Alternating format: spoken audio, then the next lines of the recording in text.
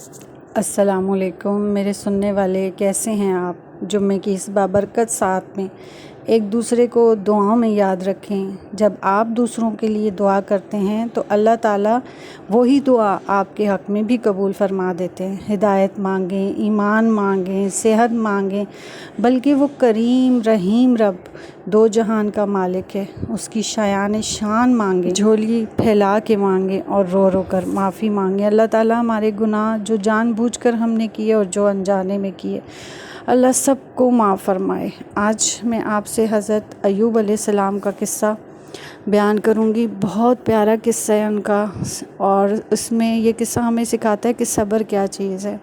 جو آج کل ہم چھوٹی چھوٹی باتوں پہ بے صبرے ہو جاتے ہیں، پریشان ہو جاتے ہیں۔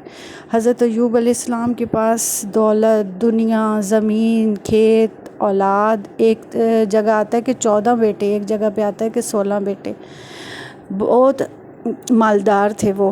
تو اللہ تعالیٰ کے محبوب پیغمبر تھے، پیارے پیغمبر تھے۔ ایک دفعہ فرشتوں کے سامنے اللہ تعالیٰ نے کہا کہ ایوب میرا دوست ہے، میرا پسندیدہ پیغمبر ہے۔ تو فرشتوں نے کہا کہ یا اللہ، جس کو آپ نے اتنا کچھ دیا ہے، ظاہر ہے وہ تو آپ کا فرما بردار ہی ہوگا نا۔ تو اللہ نے کہا اچھا جاؤ آزما کے دیکھ لو۔ تو فرشتے زمین پہ آئے، راتوں رات ان کی جتنے باغ تھے وہ اجڑ گئے، ان کی اولاد مر گئی، ان کے جو جانور وغیرہ تھے حتیٰ کہ وہ بھی ایسی وبا پھیلی کہ سب کے سب مر گئے۔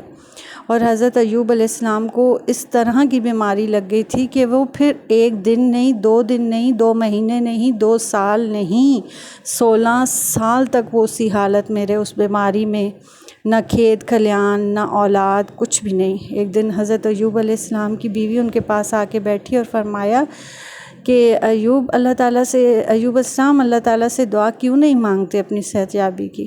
تو حضرت ایوب علیہ السلام نے کہا کہ میں نے تندرستی کے اور سب جو نعمتیں تھیں کتنے سال گزارے ہم نے۔ تو ان کی جو بیوی تھی انہوں نے کہا کہ 60 سال۔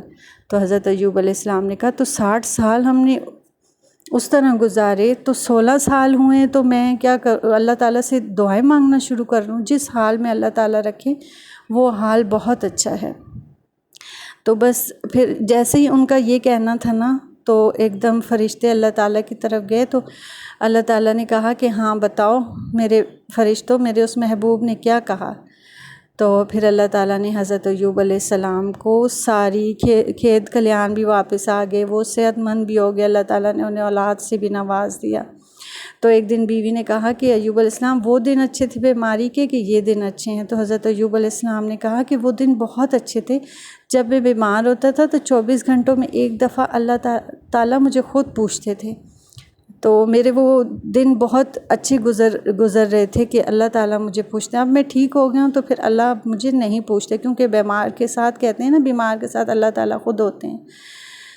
تو ان کا صبر کے 16 سال انہوں نے کس طرح گزارے، لیکن اللہ کا ذکر ان کی زبان پہ تھا۔ صبر، ایسا صبر تو میں کسی کا نہیں ہوگا جیسے حضرت ایوب علیہ السلام کا صبر تھا۔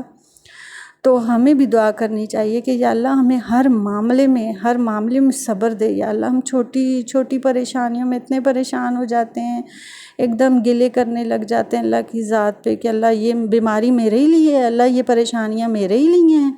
ہم ان پیغمبروں سے یا اللہ کی ان عظیم ہستیوں سے زیادہ اچھے تو نہیں ہیں۔ ہم تو دن رات میں اتنے گناہ کرتے ہیں کہ اگر گننے بیٹھ جائیں تو گننے ہی نہ ہو، لیکن ذرا سی تکلیف آتی ہے تو ہم کہتے ہیں بس یہ پریشانی تو میرے لیے ہی رکھی ہوئی تھی۔ تو اللہ تعالیٰ سے ہمیشہ یہ دعا کریں، یا اللہ مجھے صبر دے، مجھے حضرت ایوب جیسا صبر دے۔ جب دعا کیا کریں نا تو کہا کریں یا اللہ حضرت ایوب جیسا صبر عطا کر، کہ جیسا صبر تو نے ان کو عطا کیا تھا۔ اللہ تعالیٰ ہمیں بس اپنے نیک بندوں میں شمار کر لے۔ یہ قصہ سنانے کا یہ مقصد نہیں ہے کہ بس آپ سنیں، آپ غور کریں۔ ہم اپنے آپ پہ غور کر سکتے ہیں نا، تو ہمیں کتنا سبق مل جاتا ہے کہ ہم کیا ہیں۔ ہم ان جیسے نہیں بن سکتے، ہم بہت گنہگار ہیں، لیکن ہم کوشش تو کر سکتے ہیں کہ اللہ کے جو نیک بندے تھے، اللہ کے ولی تھے، اللہ کے پیغمبر تھے، ان کی چھوٹی چھوٹی باتیں، چھوٹی چھوٹی چیزیں آپ اٹھا کے دیکھا کریں، سنا کریں، ان جیسا بننے کی کوشش کریں، ان کا جیسا عمل کرنے کی کوشش کریں۔ ان جیسے تو ہم نہیں بن سکتے، لیکن ان جیسا عمل کرنے کی کوشش تو کر سکتے ہیں نا۔ صبر کر سکتے ہیں، دکھ بیماری میں اللہ تعالیٰ سے گلہ نہ کریں اور دعا کریں اللہ ہمیں ایسی دکھ اور ایسی بیماری دے جس میں اللہ کے قریب ہم زیادہ ہو جائیں۔ ہمیں ایسی دکھ بیماری اللہ تعالیٰ نہ دے کہ جس میں ہم اللہ سے دور ہو جائیں، کیونکہ کچھ دکھ ایسے ہوتے ہیں جو ہمیں جب ملتے ہیں نا تو ہم خود بخود اللہ تعالیٰ کے آگے جھک جاتے ہیں، ہم رو جاتے ہیں، اللہ کی ذات سے ہم قریب ہو جاتے ہیں۔ تو یقین مانیں کہ ایسے دکھ بہت اچھے لگتے ہیں، ایسے دکھ اتنے اچھے لگتے ہیں کہ یہ دکھ مجھ پہ آیا، یہ پریشانی مجھ پہ آئی تو میں اللہ کی ذات کے قریب ہو گئی۔ اور ایسی خوشی ہمیں اللہ پاک نہ عطا کرے اور ایسے دکھ بھی عطا نہ کرے کہ جس میں ہم اللہ تعالیٰ کو بھول جائیں، کیونکہ اللہ تعالیٰ کو اگر ہم بھول گئے تو سمجھیں گے پھر ہماری دنیا میں آنے کا مقصد ہی ختم ہو گیا۔ اللہ تعالیٰ ہمیں ایسی بیماریاں، ایسی پریشانیاں، ایسی خوشیاں، ایسی ہم پہ نوازش کرے جس میں ہم صرف اور صرف اللہ تعالیٰ کو یاد رکھیں۔ خوشی میں بھی یہ نہ ہو کہ خوشی آئی تو بس اللہ تعالیٰ کو بھول ہی گئے، خوشی میں بھی اللہ تعالیٰ کو یاد کریں۔ اور یاد کرنے کا آسان یہ ہے کہ سجدہ، نماز ادا کریں۔ اللہ ہم سب کو توفیق دے، آمین۔